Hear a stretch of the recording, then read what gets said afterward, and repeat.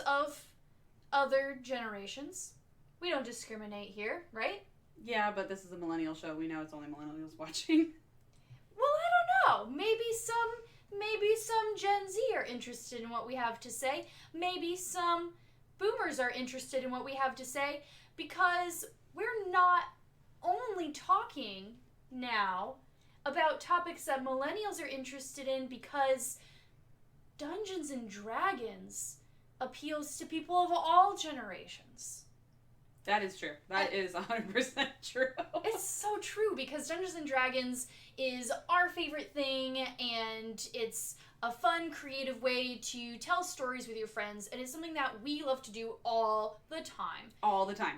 Like, emphasis. All the time. At least once a week. But we would play more if we could. And so our new content is going to be more D&D centric.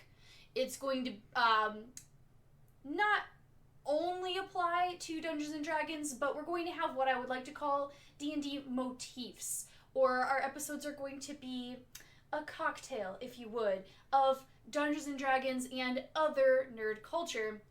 Although a lot of our episodes will concentrate on specifically how Dungeons and Dragons is affecting millennials, but it doesn't have to stop there.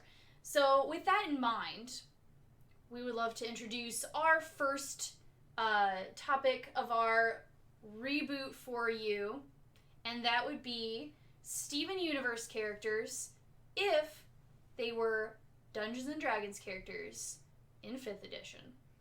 And we took some time out of our week to create the 4 main characters, Steven, Pearl, Garnet, and Amethyst, and turn them into level 1 playable characters in Dungeons and Dragons.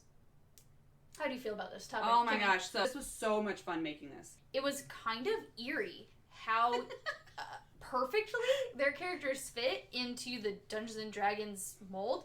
So I'm going to give you your 2 characters, okay. Amethyst and Garnet. Mm-hmm. And maybe we can do, I'll talk about what I did for Steven's character creation, mm-hmm. and then Amethyst, and then we'll go back to Pearl, and then Garnet. Okay, that sounds good. I can do that. Okay, so to give you a little bit more information here, we just created character sheets for each of the 4 characters and gave them each a different class, race, and background. And it wasn't even that we were trying to make sure that they were all different. No, this was the really cool part. The really cool part was it just so happened everything was different that fit with them. It was just this beautiful, what was the word you cocktail of a party. Everybody was so different. It was kismet. It was serendipitous. Can you tell she's an English major? Yeah. Does that show? Okay. So, we'll go through and we'll explain all of their stats and what we did to balance the fact that they all have magical powers, but they're not all necessarily focused on magic all of the time, so they wouldn't necessarily all be magic users in the game, is we gave each character 1 magical item that kind of represents the core of their magic usage in the show. So, Steven Universe is the first character, and he was the most obvious to me, as well as Kimi when I told her, well, he's obviously going to be a paladin, right? Duh. Yeah, he's totally a paladin. So paladin level 1, he is human, even though technically he's not human in the show. He lives his life as a human. I gave him the noble background because oh, by the way, spoilers, if you haven't seen... Oh yeah, spoilers alert, we gotta talk right now.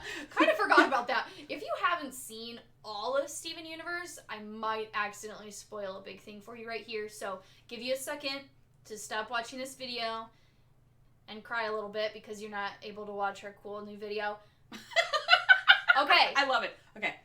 I gave him the noble background because he is technically pink diamond. Yes. So he is technically royalty. Mm-hmm. Also, he's inherited a lot of what he has in his life, so it made sense to make him a noble. Mm-hmm. And he is the lawful good alignment.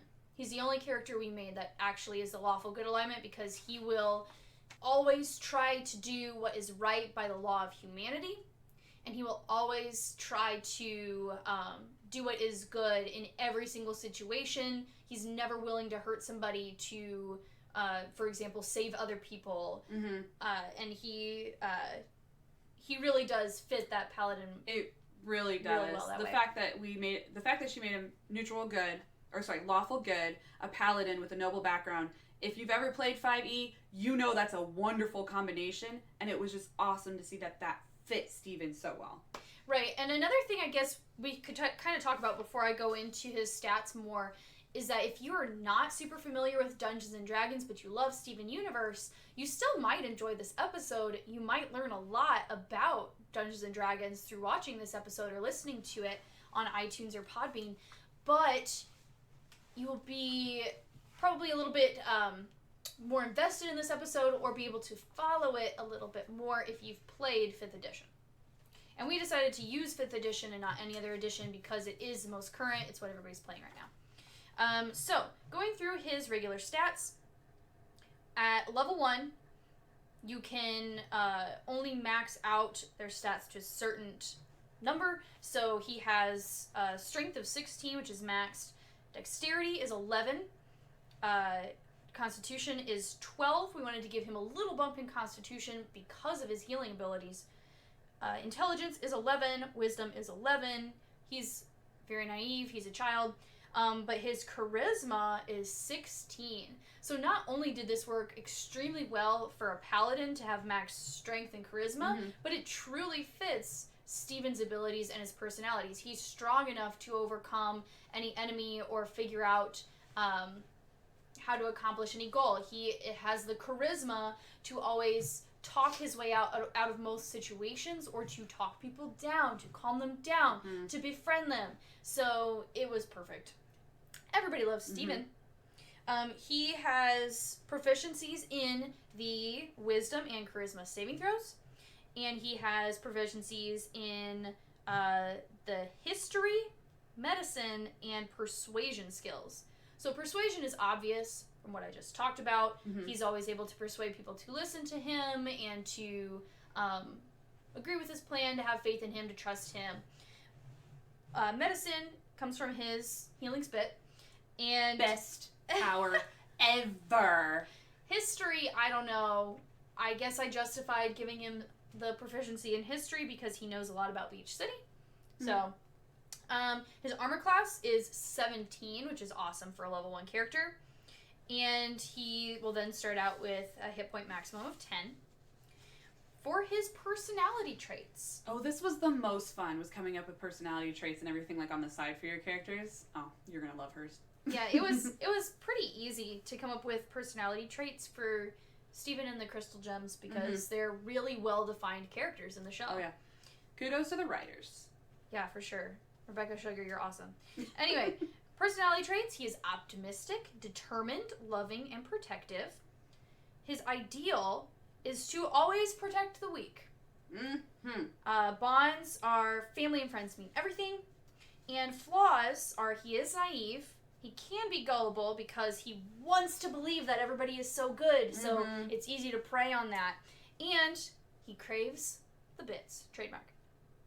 As for a weapon, because Steven doesn't normally use a weapon unless he's fused with Connie, or so he's Devani, but I just went ahead and gave him a longsword that does 1d8 slashing damage. He would have a weapon if he were a paladin, if he were being played as a character in the game.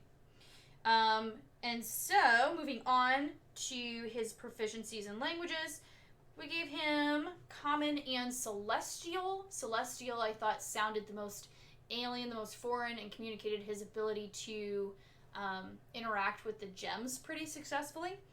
And then I gave him a Gaming proficiency, which is something that came with his noble background, I believe.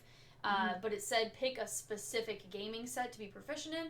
But Steven's just great at games in general. Yeah, he really is. And that's it's a cute attribute. And I like that it still fits. He rocks his GameCube in the show, if I'm not mistaken.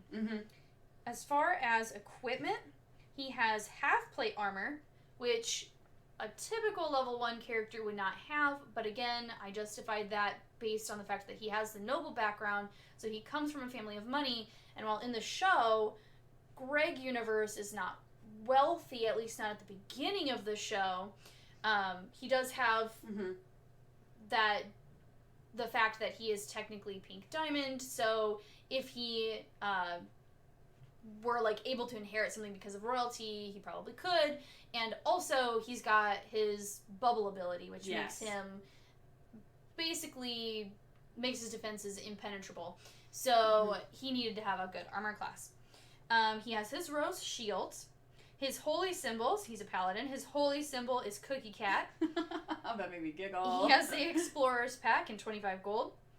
His traits and features are Divine Sense, coming from Paladin, Lay on Hands, that works perfectly for his healing ability in the show, and his like one magical ability that we gave him is his ability to summon an animal companion, and of course that would be Lion.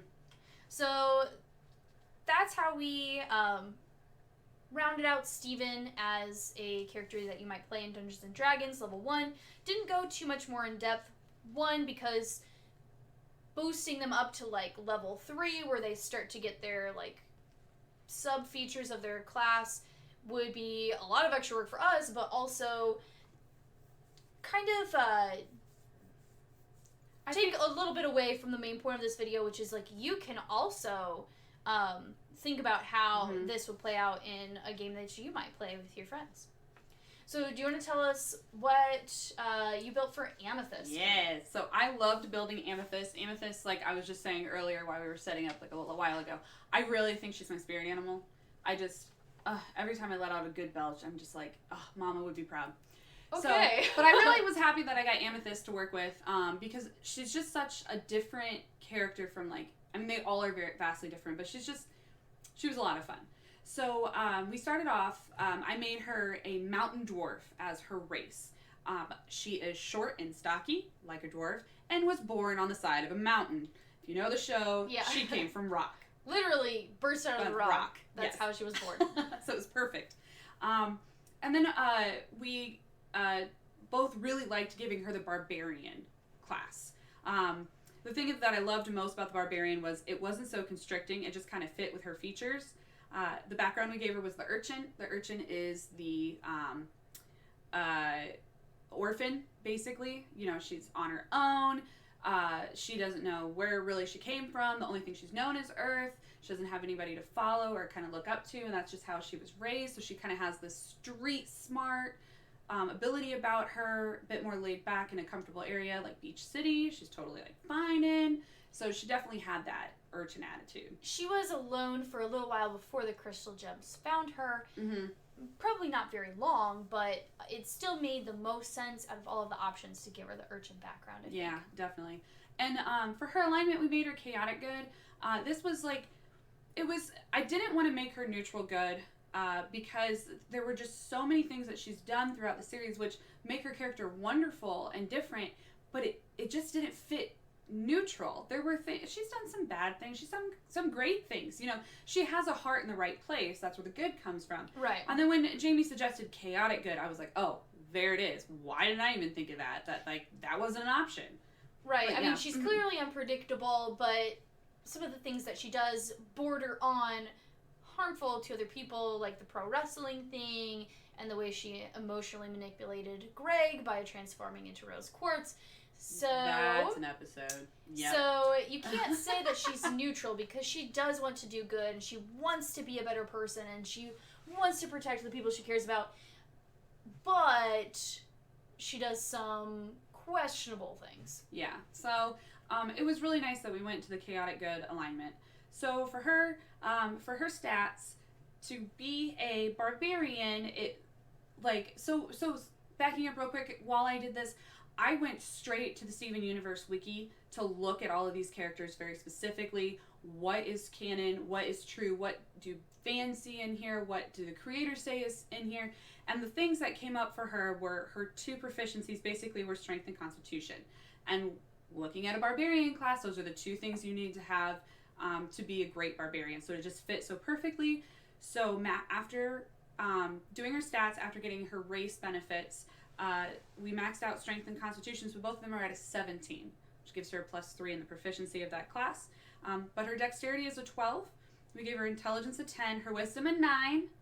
She is the baby. She is the only character we made who actually has a single negative modifier, which makes sense because she's the least experienced, I would say, out of all of them. Yep, she's the least experienced character in the show, and she also has the most flaws, which, like you said before, make her character wonderful and deep, but leaves a lot of room for improvement. So yeah, giving her a negative modifier, which a 9 in wisdom, you know, for those who play D&D, 5th edition will know that it'll give you a -1 modifier. But in her charisma, we just left it at 10. She has this quirky charm about her. She may not be the most charismatic because she's, you know, out there, has all these flaws, has this bubbly personality, but also kind of sloppy and things like that. But it is still, it's still charming. So it wasn't enough to really give her a -4. No. And then looking at her armor class is a 14, which is actually really good starting out considering that we gave her unarmed defense. So that means she's not wearing armor. So having a 14 is because of the barbarian class and the race that we chose and all that. It kind of, since we maxed out strength and constitution, it all goes into that. She does kind of rush into situations without even thinking about her own defenses or how she's going to get hurt. In fact, she's completely willing to take a hit just to try to get in an attack. Like in the episode, I believe she was fighting Jasper and she didn't care how many times she poofed because she could just keep going at it. Keep coming back from her gem as long as her gem didn't get broken, which is kind of goes along with her having unarmored defense. Then looking over at her stats, it was really neat to see that like her saving throws for strength, where it was a +5, especially in athletics, another +5. So that those of you that know D&D, you know that's really good, especially for level 1. Other things she got proficient in were sleight of hand and stealth. That came from Urchin. Because she was on her own, she had to learn how to do things on her own, and you know, you always try to find the easy way to do things. We're always, you know, so that's kind of where that all comes from. Not saying she likes to steal, not saying she's going behind people's backs, but like she could if she wanted to. Oh, she totally could. And that also, I'm sure you're going to get to this later, that also gave her the disguise kit. Yes, it did. Her Urchin background gave her the disguise kit, which is perfect because she's constantly transforming and disguising herself. Oh yeah, and then her intimidation, she did get a bonus in that. She got a +2 in intimidation, which I think is fair. Even though she's short and stocky, she can be scary. Oh yeah, she's loud. Yeah, she's loud. She's definitely. We all know people like that. Short but scary. What I really love about this is that all the characters have about the same base speed. They're at 30, which you guys know is average. She's at 25 because she's little. And can you just imagine, like, her, like, when you watch the show, she runs, she does kind of have to, it's like a Scotty dog, legs kind of go a bit more, you know? So, she did have to have a speed of 25. But her hit points at level 1 is 15. That's pretty good. That's a tank at level 1. Yeah, she's a tank compared to the rest of the characters. Well, that's what she is physically. Let's go into her personality traits and things like that. So this was really funny because her personality traits we picked for this were lazy, gluttonous, jokester, and loyal.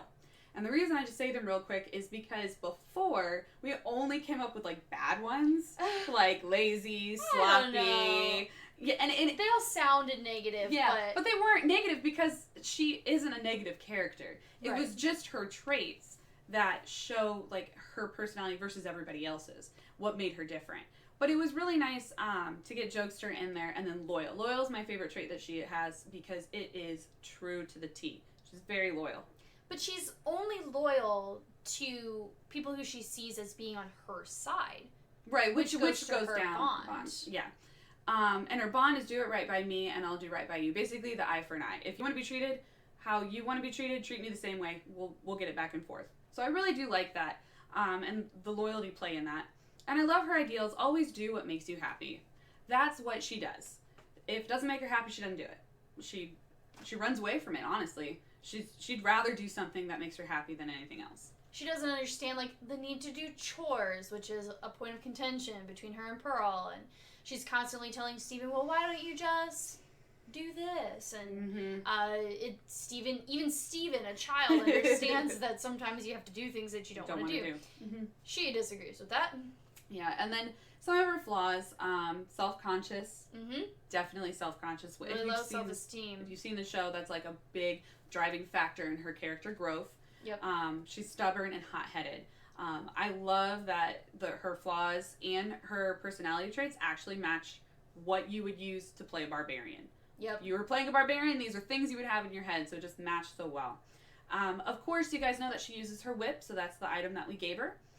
She does have her whip. It's a 1d4 slashing, but she's pretty good with it. Some of the other proficiencies she has, so for her languages, we gave her Common and Dwarvish. Common, obviously, so she can speak with everybody. Dwarvish, because she's a mountain dwarf. And then tool proficiency. So in tool proficiency for a dwarf, you get different ones. Like there was a masonry, and then there was brewers. And so I went a little farther with brewers because alcohol's not really a thing in the show, like something that they're interested in. Yeah. So I took it just a little further, and I was like, brewery. Well, that's how you like make things. Well, she likes to make food. No, she doesn't cook. She uses the microwave. So she's proficient in the microwave. That's my little stretch there. Yep. And I really loved it. She has tool proficiency in the microwave. Tool proficiency in the microwave. That's really all you need.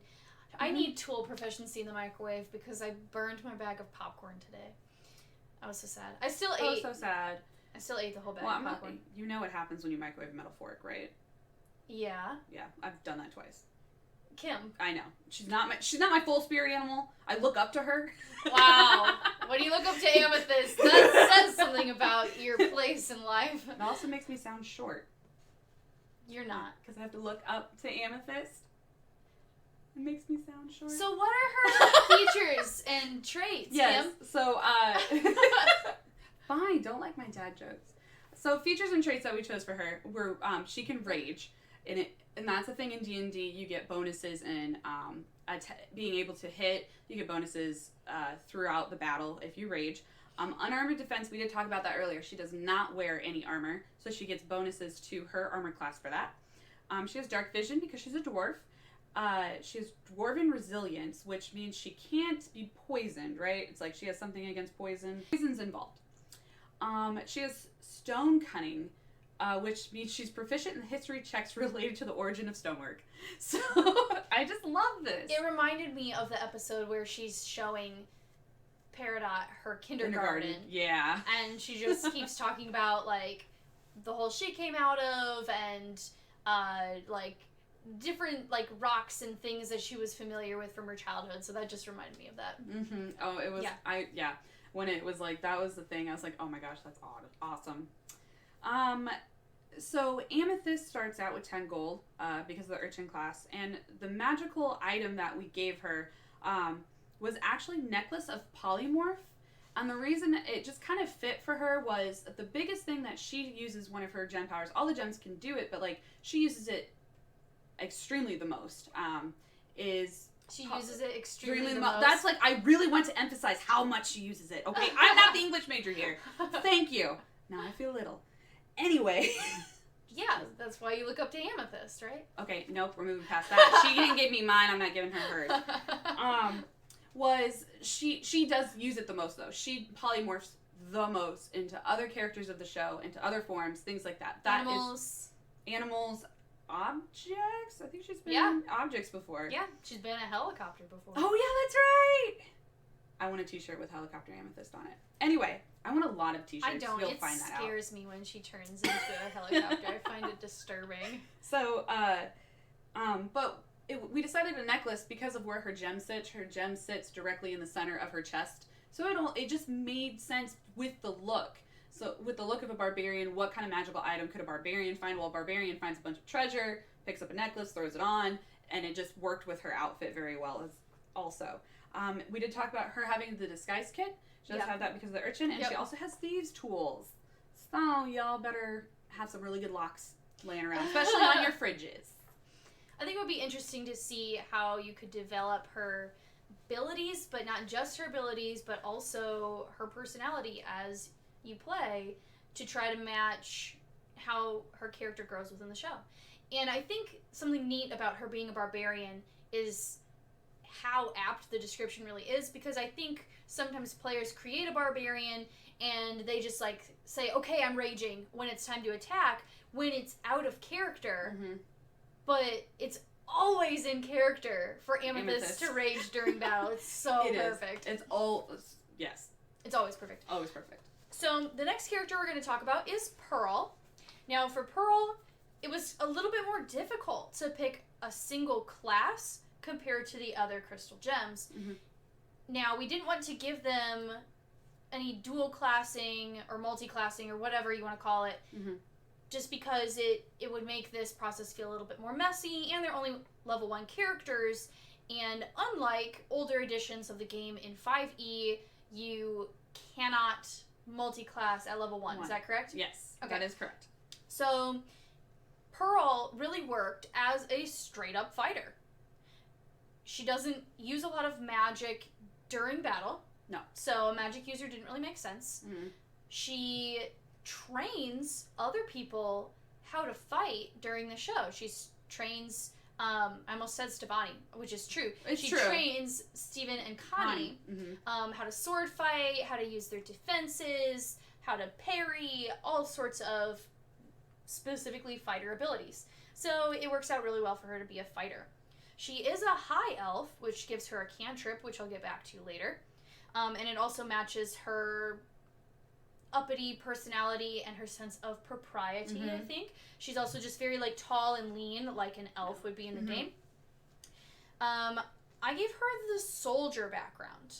Not because of how she would function as a Pearl in the show, but because she was one of the main crystal gems who fought alongside Rose Quartz and truly acted as a soldier for 1,000 years or something, maybe thousands of years. Thousands of years. Yes. So she really does fit the rank of soldier really well. Like uncanny. And Pearl, like I would think most of the other gems in the show, would be neutral good. So Pearl is a crystal gem. She cares about the safety of humanity, but she is not lawful good because she's willing to put some humans at risk in order to save Steven. She's also willing to kind of bend the rules a little bit, and she was a rebel. Yeah, that was the biggest thing when we were talking about this, and she was like, and she's like the biggest rebel alongside Rose Quartz. Rose Quartz said, "We're going." She's like, yeah.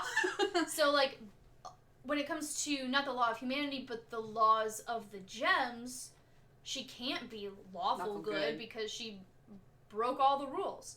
So neutral good fit her really well.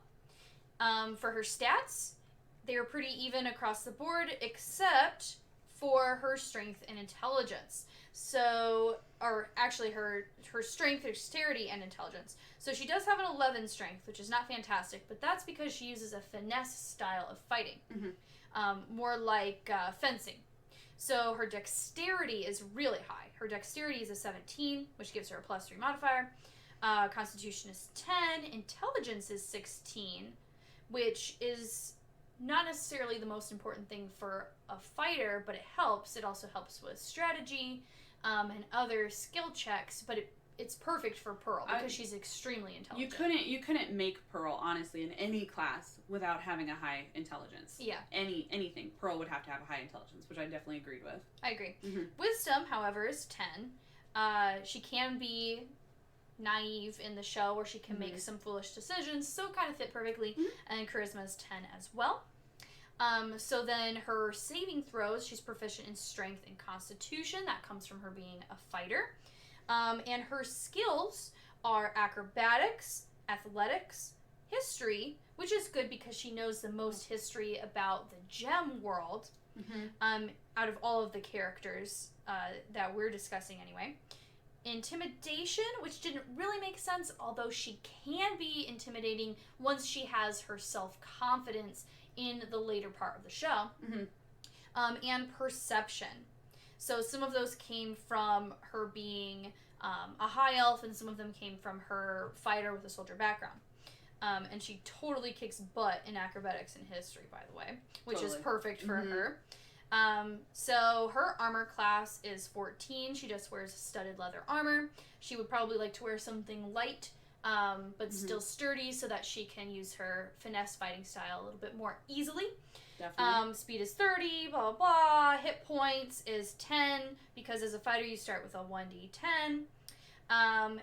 And her weapon, I decided to give her a weapon called a naginata, which is basically just a Japanese-style pole arm with a blade on the end, instead of something like a halberd or a glaive, which is more pointed and more heavy, which requires it to be a two-handed weapon. But a naginata, basing it on like the stats of, say, like a trident, which is a one-handed medium pole arm weapon, would give it a 1d6 piercing damage, which again kind of fits more accurately with that spear-like pole arm that she uses in the show, which she can easily wield in one hand. And it also gives her a bonus on one of her traits, which we'll get to shortly. As far as her personality, though, she is neurotic. She is orderly and a perfectionist, which is super true. Very she true. is bossy, which she can be bossy early on in the show, and she's loving. Her ideal is always follow the orders of your commanding officer. And I think even though she can be bossy, at the beginning of the show, she has allowed Garnet to fill that role to be her commanding officer, where Rose Quartz was once her commanding officer, and Pink Diamond before that. So I still think that she cares about following orders and everybody doing what they're supposed to do. Her bond is loyalty to loved ones, comes above all else, which can clearly be shown the way she keeps the secret that Rose Quartz is actually Pink Diamond. She keeps that secret for so long, even though it hurts her friends. And her flaws are that she's self-conscious, she is critical, and she is doubtful. She sometimes doubts the abilities of others. Her proficiencies are the ability to speak Common and Elvish. She's an elf, so she's got to be able to speak that in the game. And I gave her vehicle proficiency. That might come from the soldier background. That's the soldier background. And she was able to have some other proficiencies, like a gaming set, but she doesn't really play games unless Steven really wants to play games. So I gave her a vehicle proficiency because she's the only gem who can drive. Yes, and so that is perfect. a big favorite. Her equipment, 10 gold pieces, that comes from her soldier background. She has an explorer's pack, and her magical item that we gave her was the bag of holding, because it matches the way that she uses her pearl as a storage system. Her features and traits: she has dark vision because she's an elf. She has a dueling style, and this is why I wanted to give her a pole arm that maybe didn't do quite as much damage, but that she could wield with one hand, because the dueling style as a fighter gives you a +2 to damage if you're using one-handed weapon and nothing else, and no other shield or other weapon. So that was perfect. So really she's going to add 2 to all of her damage rolls. She was a military officer, so that could have some advantages when role-playing in Dungeons & Dragons. She has an ability called Second Wind. She has great weapon fighting, protection, and 2-weapon fighting, which I would just advise you to look up in the player's handbook if you're interested, if you have not played 5e. But fighters get a lot of abilities at level 1 compared to other classes. Yeah. And then finally, being a high elf allows her to use one wizard cantrip. And a cantrip is a magical spell you can use as many times as you want. So I chose the cantrip Minor Illusion because it matches how Pearl often creates holograms with her pearl, which was perfect. Thought that fit really, really well. That about wraps up Pearl's character creation.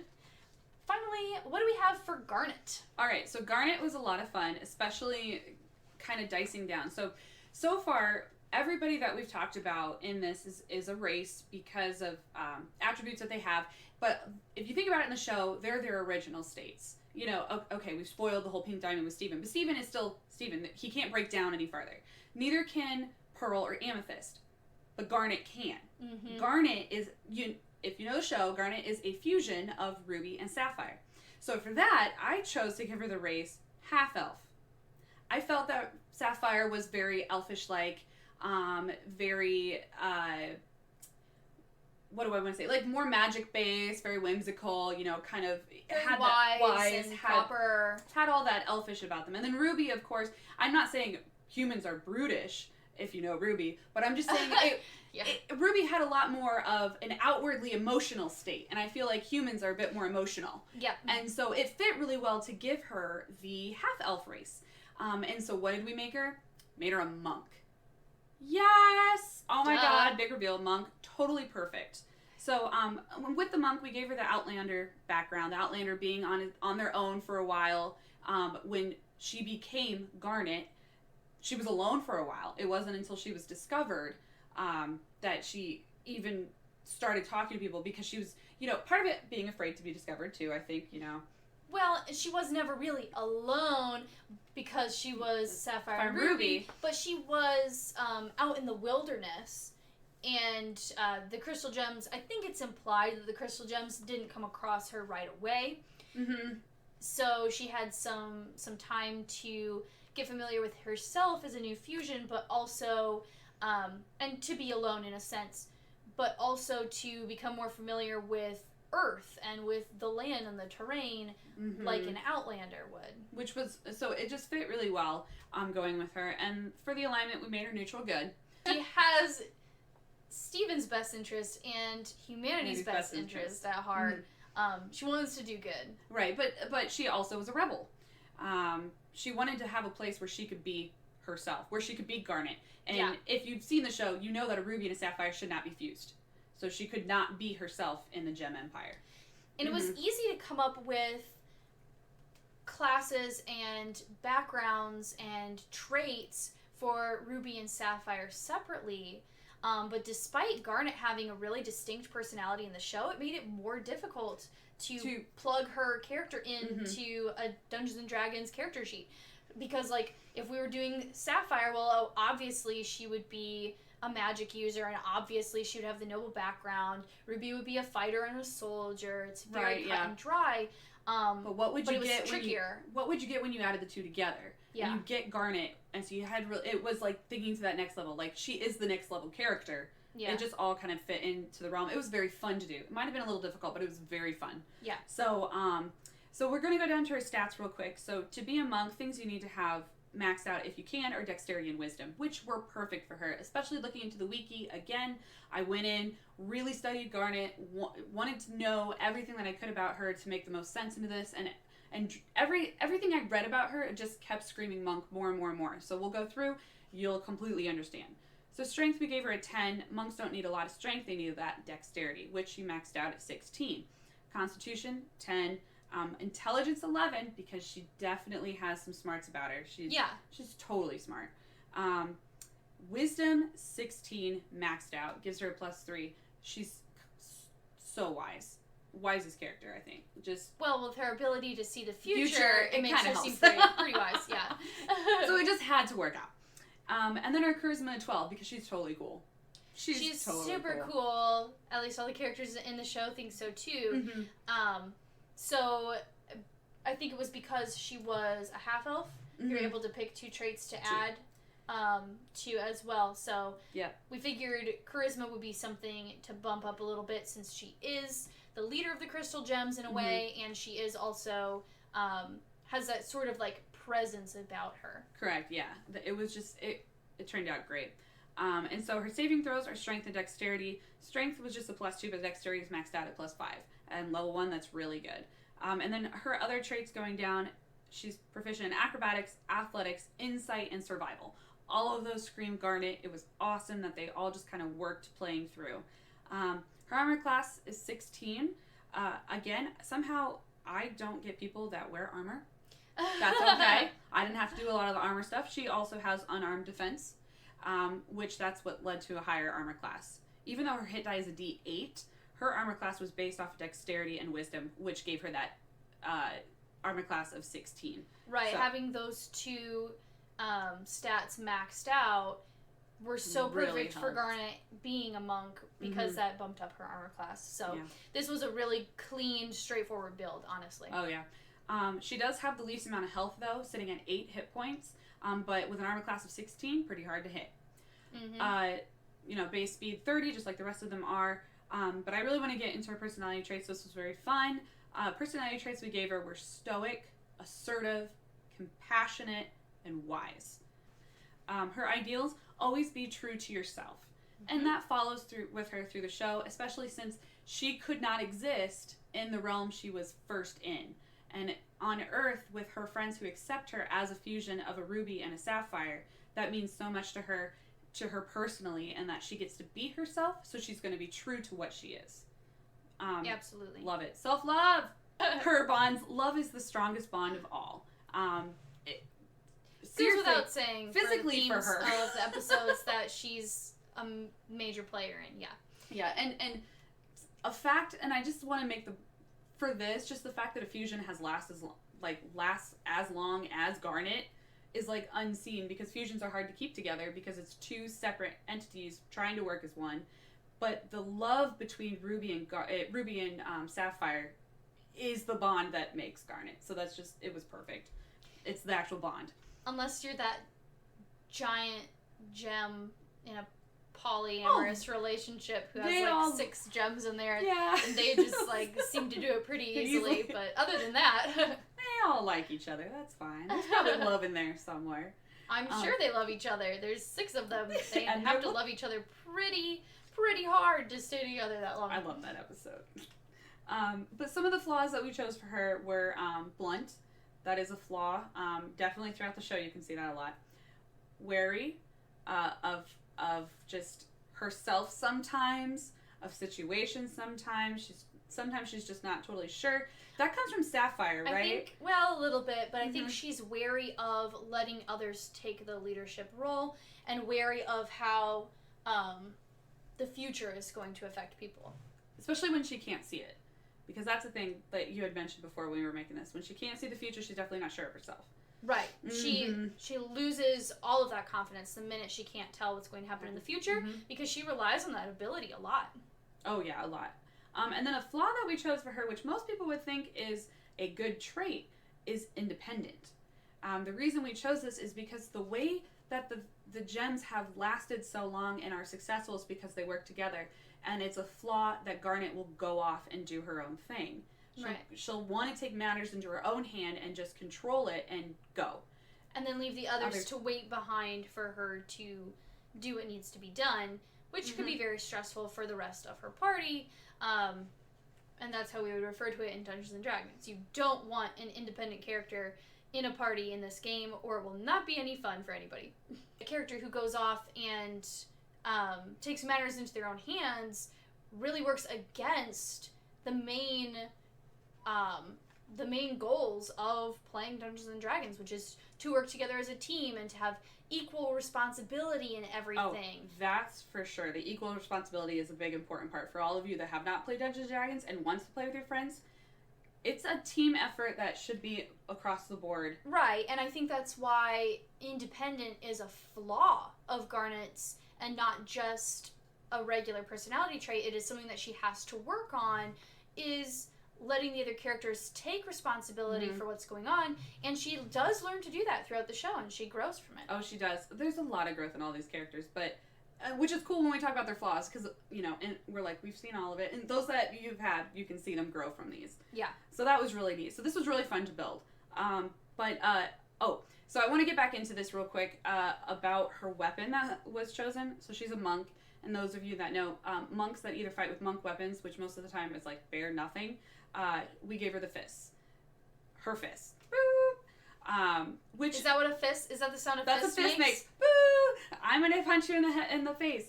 Boo! That's so upsetting. I'm just gonna listen to that now, or make that sound now. Every time. Please don't.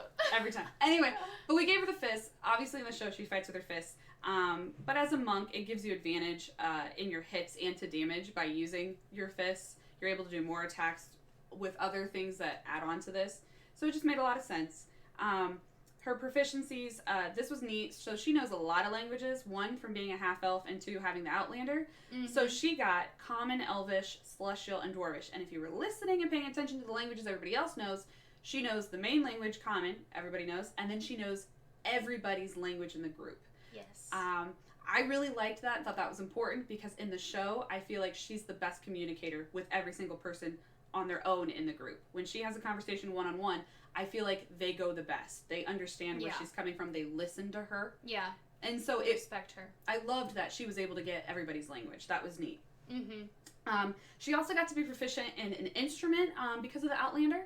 And Jamie and I thought about it, and Jamie reminded of the Meat Beat Mania game that she got obsessed with. Yeah. You guys remember that at the arcade? So we decided to give her maracas, because that's the motion she was making with the meat sticks. That maraca thing. So she's proficient with maracas, which I think a monk and maracas, that's going to be a good story. Some of the traits that we gave her, dark vision, obviously, from being half-elf, you get dark vision. Fey ancestry, which made her resilience to charm. Right. I believe so. She has a resilience to being charmed, which kind of falls great for her because she really doesn't fall for people's acts and anything. She can see through them. Yeah, it's pretty good. Unarmed defense, obviously, she doesn't wear armor. Somehow I got both characters for that, but it doesn't matter. Martial arts. So this is really neat. With the martial arts, there's different things that monks can learn fighting style-wise.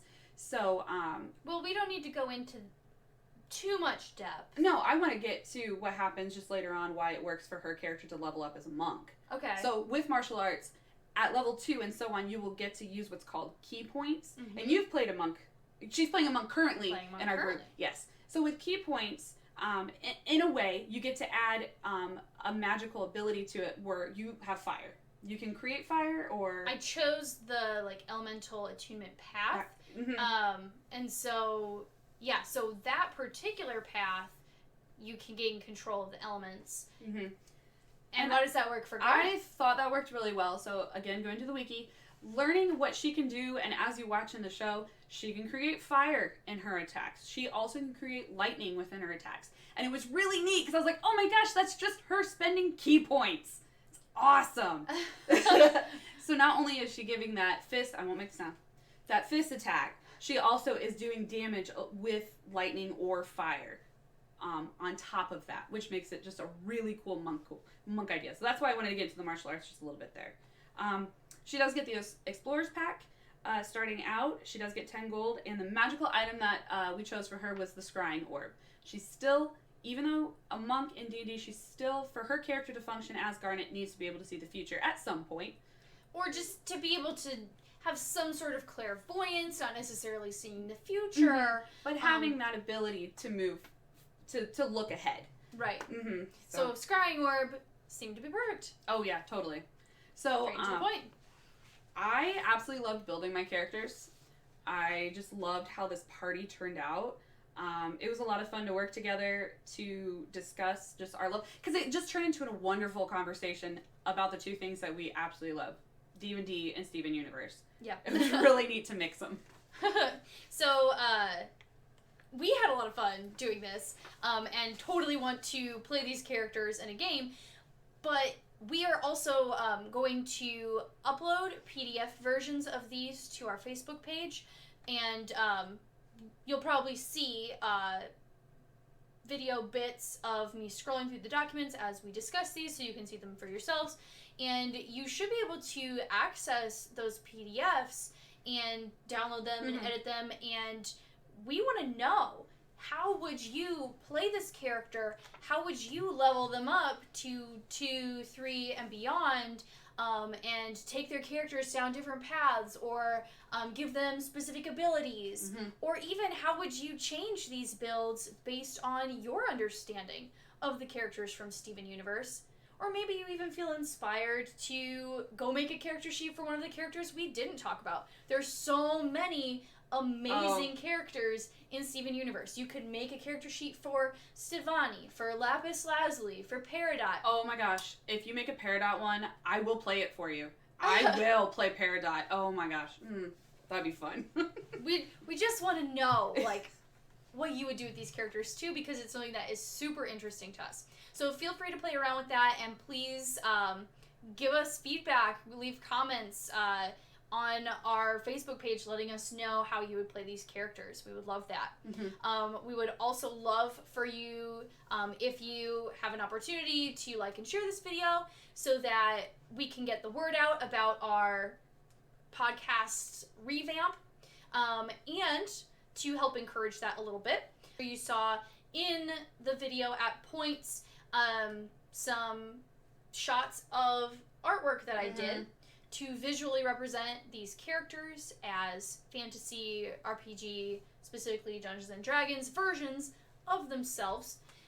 And so now that this video is over, I have no use for that piece of art. And I just don't want it to sit around. So we are going to do a giveaway, again, to help kind of get the word out that we are revamping our podcast and that we are more D&D centric.